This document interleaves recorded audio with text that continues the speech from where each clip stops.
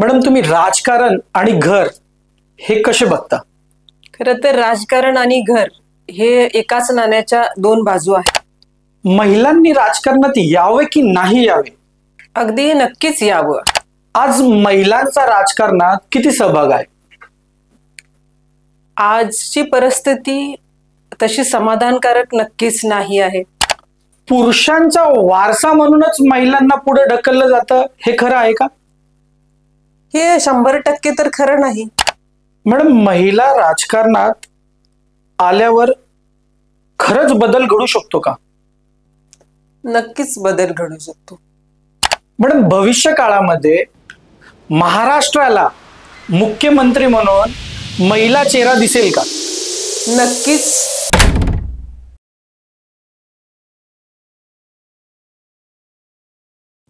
नमस्कार नमस्कार. मॅडम, कशा आहात तुम्ही? अगदी मस्त आहे. मॅडम, तुम्ही राजकारण आणि घर हे कसे बघता? खरं तर राजकारण आणि घर हे एकाच नाण्याच्या दोन बाजू आहेत असं आपण म्हणू शकता. आणि राजकारण करतोय म्हणजे असं काही वेगळं नाही.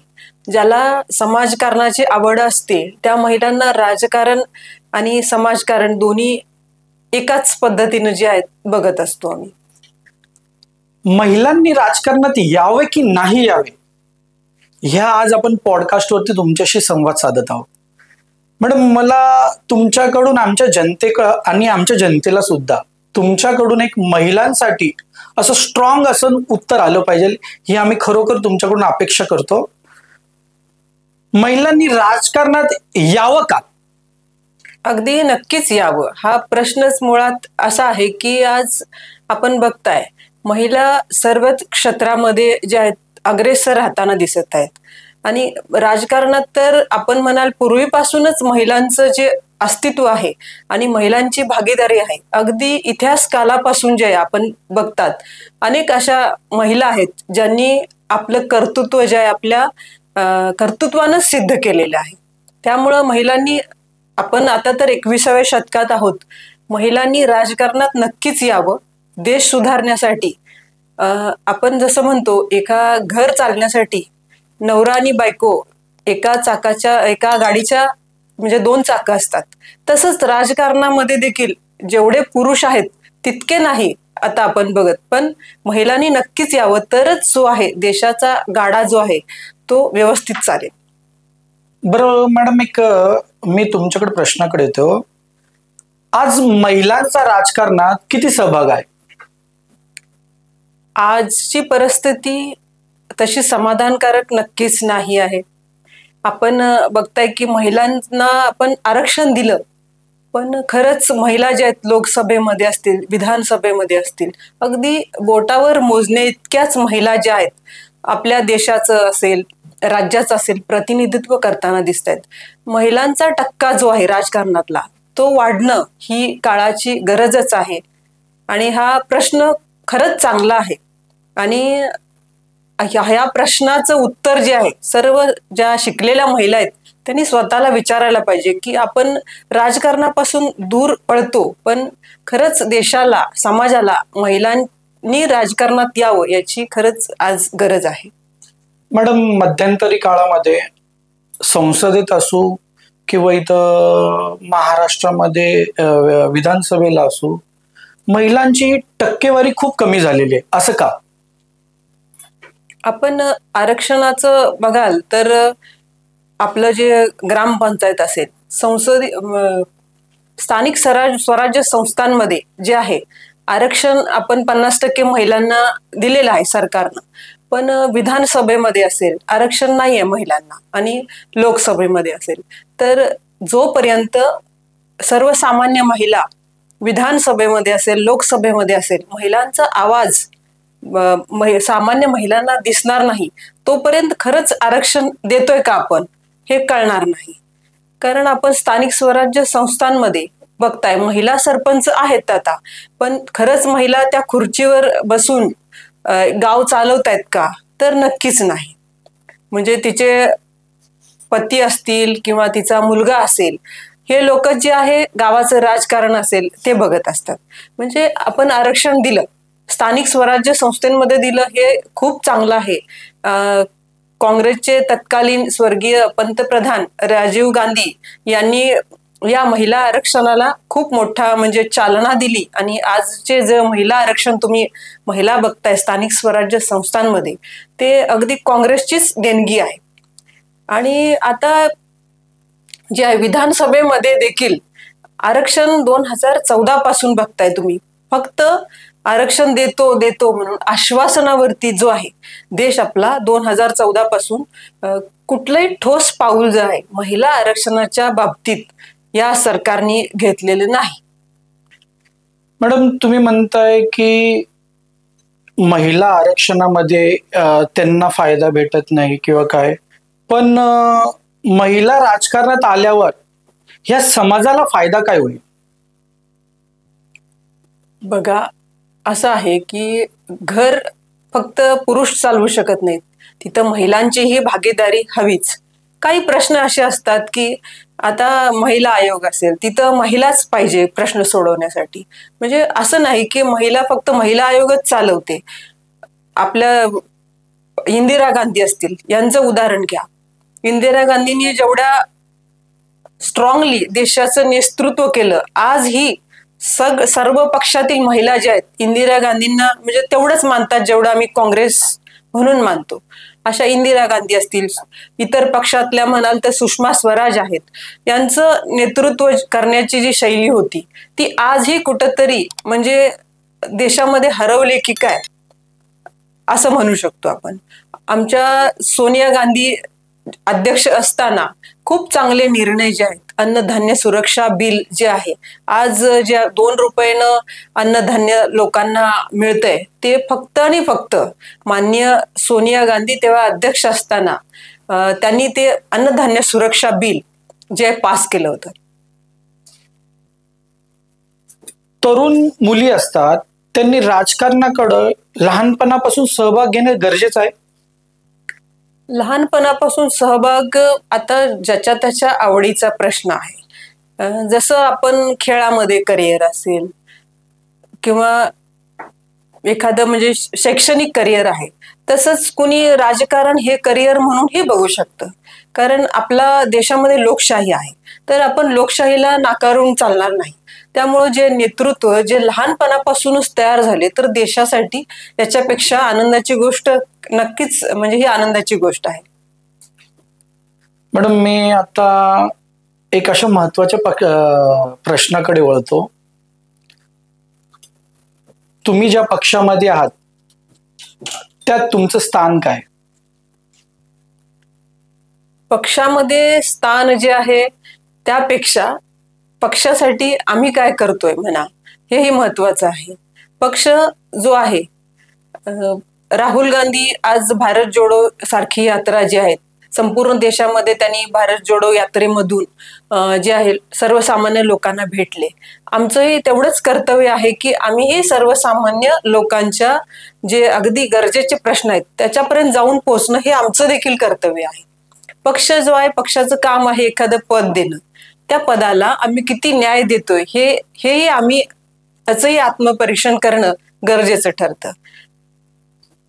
मॅडम, कुठल्याही पक्षात असो महिलांना एक कमी दर्जाची जबाबदारी का दिली जाते? असं म्हणणं अगदी चुकीचं आहे. प्रत्येक ठिकाणी पुरुष असेल स्त्री असेल, महिलांना जे आहे आपलं कर्तृत्व सिद्ध केल्यानंतर जबाबदारी मिळतच असते. असं आपण म्हणणार की मग कर्तृत्व सिद्ध नसेल झालं त्यामुळेच जबाबदारी जी कमी मिळाली असेल. एका लेवलवरती आपण गेलो की कर्तृत्वाशिवाय त्याला काही पर्याय नाही, स्त्री असेल मग तो पुरुष असेल. महिला नेतृत्वामुळे समाजाला काय फायदा होईल? बघा, बॅलन्स राहण्यासाठी पुरुषांची म्हणत होतो आपण राजकारण जे आहे पुरुषांची मक्तेदारी, पण स्त्रियांचा सहभाग वाढल्यानंतर राजकारण जे आहे समाज सुधारण्यासाठी राजकारणाचा जो आहे फायदाच होईल. त्यामुळं महिलांचं जी भागीदारी राजकारणात आहे ती वाढायलाच पाहिजे आणि ती असायलाच पाहिजे. महिलांना राजकारणात कोण प्रोत्साहन देते? महिलांना राजकारणात प्रोत्साहन तरी भेटत नाही. अगदी हे सत्य आहे की महिलांना राजकारणात येताना घरापासून पहिला संघर्ष करावा लागतो. राजकारणात महिलांना येताना जी आहे पहिली लढाई घरातच लढायला लागते. आपण म्हटलात की लहानपणापासून मुलींनी राजकारणात यावं की नको, तर सहजासहजी जो आपला हा समाज आहे, या समाजामध्ये महिलांना राजकारणात, तू राजकारणात जाऊन काय करणार आहेस, तू शिक, तुझं लग्न करू, मग मुलं बाळ होतील, मग त्यानंतर लग्नानंतर राजकारणात यायचं असेल तर नवऱ्याची परमिशन घ्यायला लागते, आणि त्याच्यानंतर कधी कधी मुलंही परमिशन देत नाहीत. म्हणजे राजकारणात येताना एका स्त्रीला जो आहे संघर्ष करूनच राजकारणात यायला लागतं. तेव्हा तिला आपलं कर्तृत्व सिद्ध करण्याशिवाय दुसरा पर्यायच असत नाही. मॅडम, तुम्ही राजकारणात यशस्वी होण्यासाठी तुम्हाला कोणाचा पाठिंबा होता? यशस्वी तर आहे असं मी म्हणणार नाही. हे करत असताना जे आहे आपण आपलं काम बघून जे आपल्याला लोक प्रोत्साहन देत असतात, असं कुणा एकाचं नाव घेणं हे नाही. पण गॉडफादर असतातच, म्हणजे ज्यांना आपण वंदनीय मानतो, असे लोक असतात. आणि मी राजकारणात जे आहे जेव्हा इकडं मुंबईमध्ये येणार होते तेव्हा माननीय तत्कालीन तेव्हाचे मुख्यमंत्री पृथ्वीराज चव्हाण साहेब यांच्याकडे बघून जे आहे राजकारणात येण्याची जे आहे, म्हणजे यावं आपण राजकारणात, म्हणजे एक स्वच्छ चेहरा आणि एक समाजासाठी काम करण्याची धडपड जी आहे बाबांची बघितली, तेव्हापासून ठरवलं होतं की काँग्रेसमध्येच काम करायचं आपण. आणि काहीतरी यांच्या म्हणजे पावलावर पाऊल नाही, पण बाबांच्याकडे बघूनच जे आहे राजकारणात येण्याचं तेव्हा ठरवलं होतं. असं राजकारणात येताना कुणीतरी एक आदर्श व्यक्तिमत्व बघूनच आपण येत असतो, कुठल्याही क्षेत्रात असेल. मॅडम, तुम्ही राजकारणात आला, काँग्रेसच हा पक्ष का निवडला? काँग्रेस जे आहे अगदी म्हणजे म्हणू शकता की आमची परंपरा जी आहे काँग्रेसमध्ये असल्यामुळं दुसऱ्या पक्षाकडे जाण्याचा काही प्रश्नच नव्हता. आणि काँग्रेस हा एक धर्मनिरपेक्ष म्हणतो आपण. आता हल्ली लोक धर्मनिरपेक्ष नावाखाली बरंच काय काय म्हणजे वावड्या उठवत असतात, पण खरंच सर्व जाती धर्मांना घेऊन काम करणारा हा काँग्रेस पक्ष आहे. त्यामुळं काँग्रेसमध्येच जायचं हे मनापासून नक्कीच ठरवलं होतं आणि दुसऱ्या पक्षाचा विचार करण्याचा काही प्रश्नच येत नाही. आमची विचारधारा जी आहे काँग्रेस धार्जिनी आहे, त्यामुळं काँग्रेसच, दुसरा पर्यायच नाही. मॅडम, आम्ही स्वातंत्र्याच्या काळापासून बघत आलोय की महिलांना एक पार्टीचा चेहरा म्हणूनच ओळख दाखवली जाते. म्हणजे समजलं नाही. म्हणजे महिला ह्या फक्त पार्टीचा चेहरा म्हणून पुढे ढकललं जातं त्यांना, असं का? बघा, आता आपण महिला आरक्षण विषयी बोललात. महिला आरक्षण हा फार नंतरचा विषय येतो.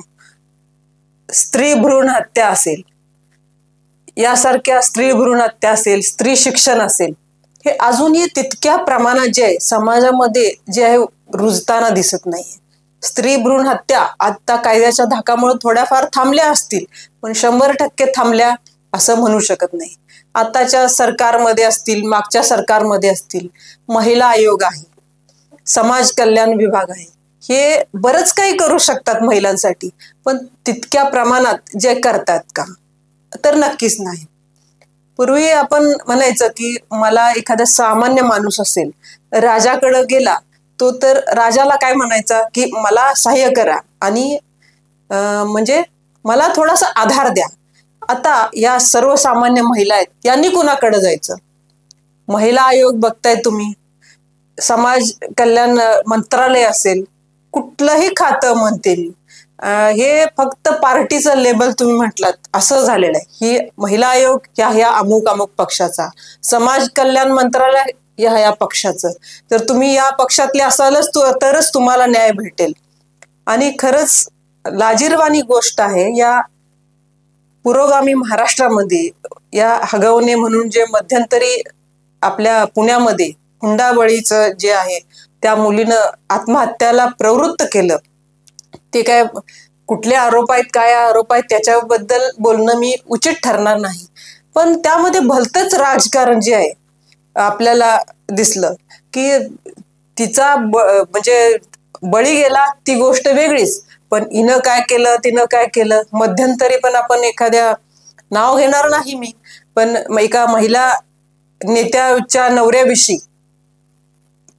तुम्ही महिला आयोग चालवताय, म्हणजे कुठल्या आयोगावर टीका करण्यापेक्षा तुम्ही त्या महिलेला असेल समाजामध्ये म्हणजे काम करत असताना त्या महिलेला त्रास होऊ नये, तिच्या आता तुम्ही पार्श्वभूमी बघणं कुठल्याही महिलेची हे मुळातच चुकीचं आहे.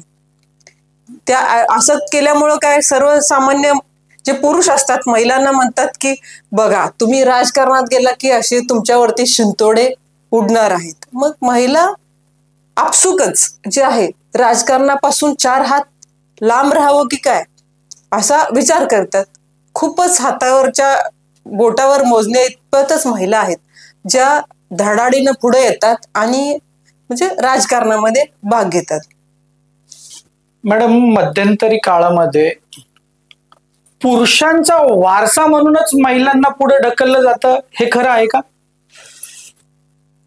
हे 100% तर खरं नाही, काही प्रमाणात खरं आहे, असं म्हणजे मान्य करायला काही हरकत नाही. आपण आता शेतकऱ्याचा मुलगा शेतीच करतो, तसं राजकारणाचा घरात असेल तर तिथली राजकारणातली जी मुलं आहेत आपसुकच जी आहे राजकारणाकडे वळतात. त्यात चुकीचं असं काही नाही. इतरही मुलांनी राजकारणात यावं. त्याशिवाय कसं आहे, आता मी जेव्हा मुंबईमध्ये राजकारण मध्ये सहभाग घ्यायचं ठरवलं तेव्हा इथं काही पार्श्वभूमी नव्हती मला, म्हणजे शून्य पार्श्वभूमीतून अगदी तुम्हाला म्हटलं मी तसं ब्लॉग अध्यक्षापासून सुरुवात केली मी.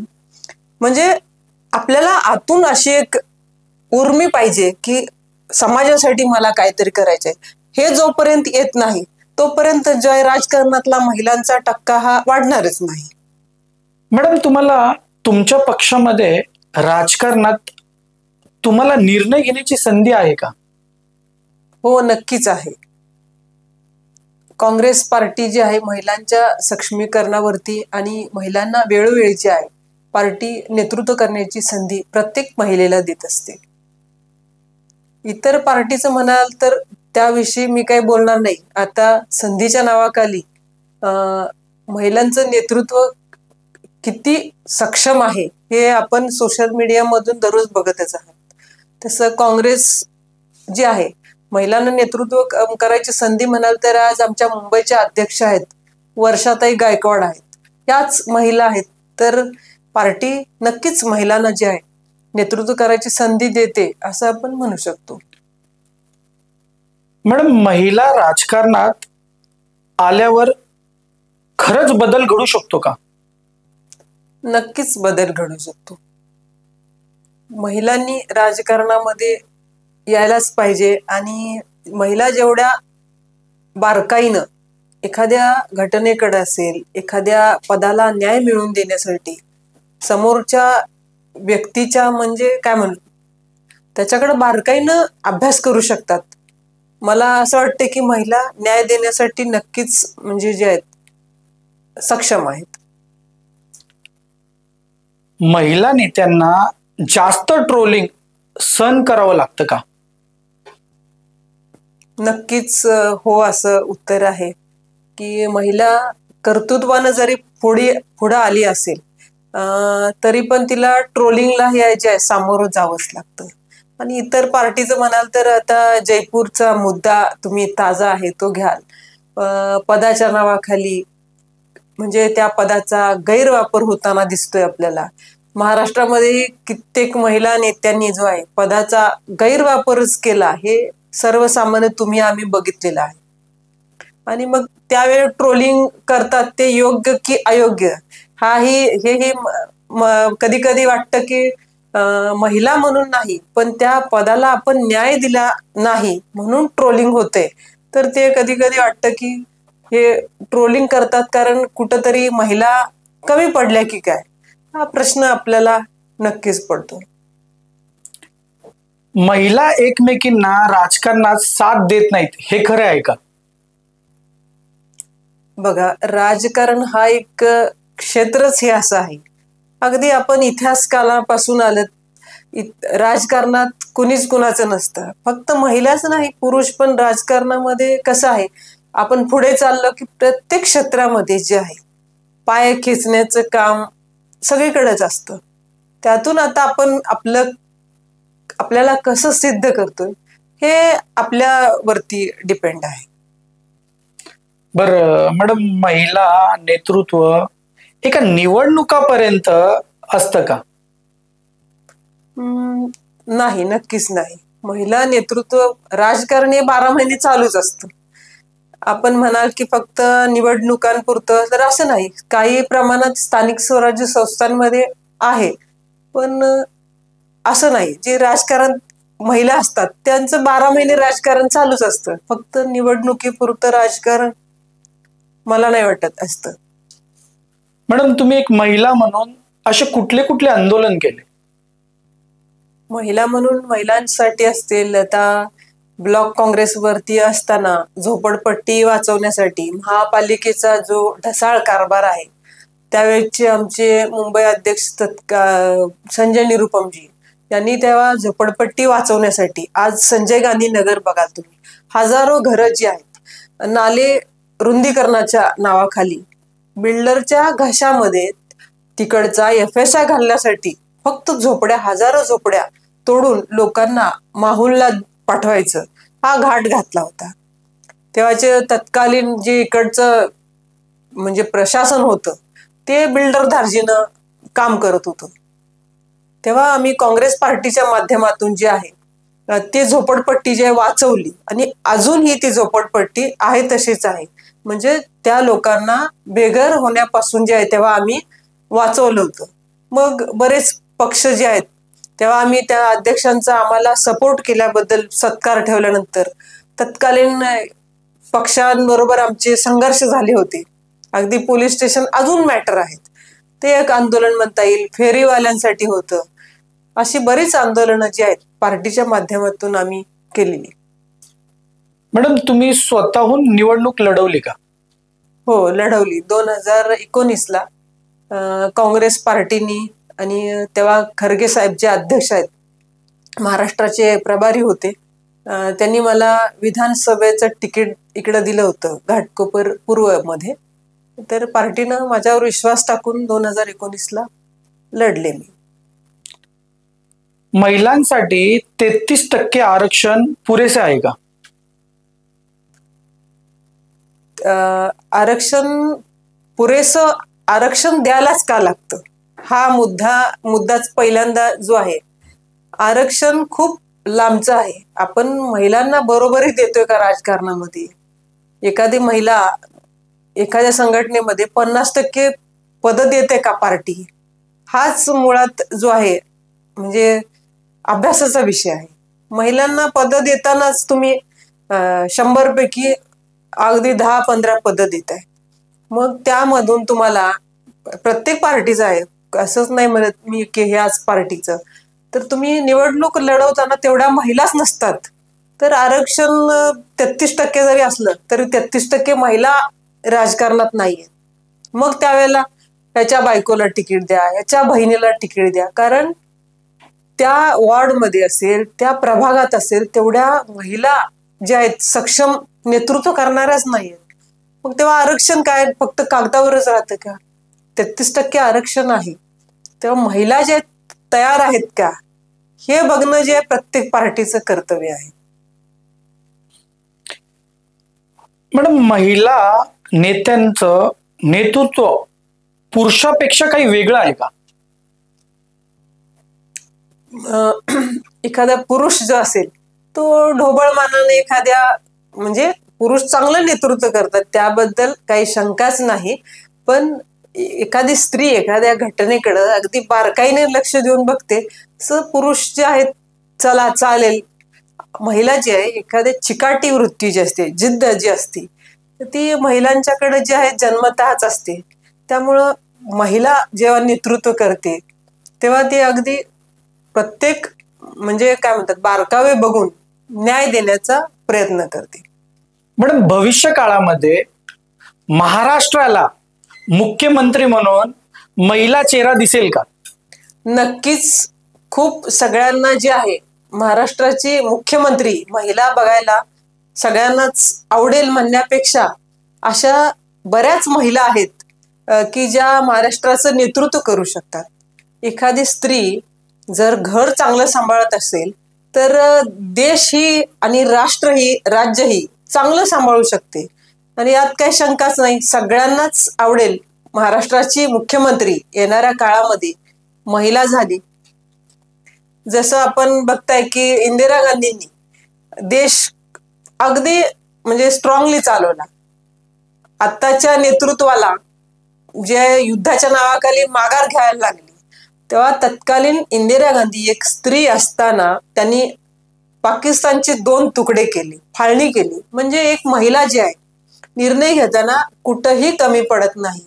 हा सर्वसामान्य लोकांचा म्हणा आणि एक लोकांची मेंटॅलिटी आहे की महिला मुख्यमंत्री म्हणून झाली तर काय होईल. पण आपण इंदिरा गांधी असतील, सुषमा स्वराज असतील, अशा सोनिया गांधी जी असतील आपल्या, अशा आता बघताय तुम्ही प्रियंका गांधी जे आहेत संसदेमध्ये अतिशय चांगल्या पद्धतीने जे आहेत प्रश्न विचारतायत. आणि युपी मध्ये बघितलं तुम्ही महिलांना जे आहे 50% महिलांना तिकीट जे आहेत आमच्या प्रियंका गांधी यांनी दिली होती.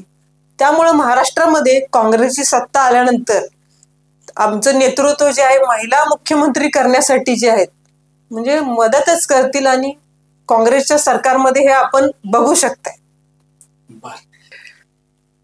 महिलांना राजकारणात अधिक संधी मिळालीवर देशाचं चित्र कसं असेल? देशाचं चित्र चांगलंच असेल. महिला 50% पेक्षा जर जास्त त्यांचं नेतृत्व संसदेमध्ये असेल तर देशामध्ये जे आहे डेव्हलपिंग स्टेजलाच असू आपण, मागासलेलं तर नक्कीच नसू. म्हणजे महिला जे आहेत कुठल्याही क्षेत्रामध्ये भागीदारी वाढल्यानंतर ते क्षेत्र जे आहे नक्कीच मजबूत होणार आहे. त्यामुळं असा प्रश्न की महिलांची भागीदारी वाढल्यावर मला विचाराल तर मी सांगेल की देशाचं जे आहे देश प्रगतीच्या दिशेनंच वाटचाल करणार आहे. पुढच्या 10 वर्षात महिलांची राजकारणात भूमिका काय असेल? येणाऱ्या 10 वर्षामध्ये जे आहे राजकारण मध्ये महिलांची भागीदारी तर वाढणारच आहे. आणि आपण अशी आशा करूया की येणाऱ्या 10 वर्षामध्ये संसदेमध्ये जे आहे 50% महिला आरक्षण मिळेल आणि विधानसभेमध्ये देखील 50% महिला आरक्षण येणाऱ्या 10 वर्षामध्ये नक्कीच मिळेल अशी आपण आशा करूया. तेव्हा जे संसदेचं चित्र असेल, विधानसभेमध्ये असेल, महिलांसाठी चांगलं चित्र असेल आणि नक्कीच 10 वर्षामध्ये भागीदारी वाढो अशी आपण या ठिकाणी अपेक्षा करूया. राजकारणात महिलांची संख्या वाढवायची की गुणवत्ता? आता बघा, संख्या वाढवणं यापेक्षा राजकारणामध्ये ज्या महिला आहेत त्यांची म्हणजे राजकारणात महिला काय पुरुष काय गुणवत्ता ही वाढलीच पाहिजे. म्हणजे संख्याबरोबर फक्त संख्या वाढवतो की आपण, जसं आता आपलं स्थानिक स्वराज्य संस्थेचं आपण या ठिकाणी उदाहरण घेऊया. महिला 50% आरक्षण दिलंय आपण, पण तेवढ्या गुणवत्तेच्या आपण नेतृत्व तयार आहेत का आपल्याकडं? तर मला वाटते नक्कीच नाही. तुम्ही चांगला प्रश्न विचारला की संख्येबरोबर राजकारणातली महिलांची असेल पुरुषांची असेल गुणवत्ता जी आहे राजकीय गुणवत्ता म्हणतो ती नक्कीच वाढायला पाहिजे. मॅडम, शेवटच्या प्रश्नाकडे तुमच्याकडे येतो. महिला स्वतःचा पक्ष सुरू करून मोठं नेतृत्व करू शकतील का?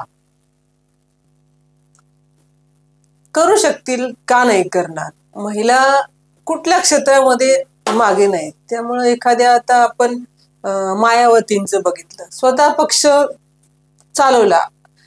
दुसऱ्या पक्षाचं बघण्यापेक्षा सोनियाजींनी जो आहे पक्ष अतिशय उत्कृष्टरित्या जो आहे काँग्रेस पक्षाचं नेतृत्व केलं होतं. त्यामुळं येणाऱ्या काळामध्ये महिला म्हणजे महिलांच्या प्रगतीची क्षेत्र नक्कीच रुंदावत राहतील. मग ते राजकारण असू दे, समाजकारण असू दे, महिला कुठल्याही क्षेत्रामध्ये जे आहेत मागे नाहीत. त्यामुळे आपल्याला एखादी महिला मुख्यमंत्री तुम्ही बघायला मिळालं आपल्याला तर आनंदच वाटणार आहे. अशा एखाद्या महिलांची पार्टी असेल तर तेही महाराष्ट्रासाठी असेल, देशासाठी असेल, नक्कीच आनंदाची या ठिकाणी गोष्ट असणार आहे. धन्यवाद.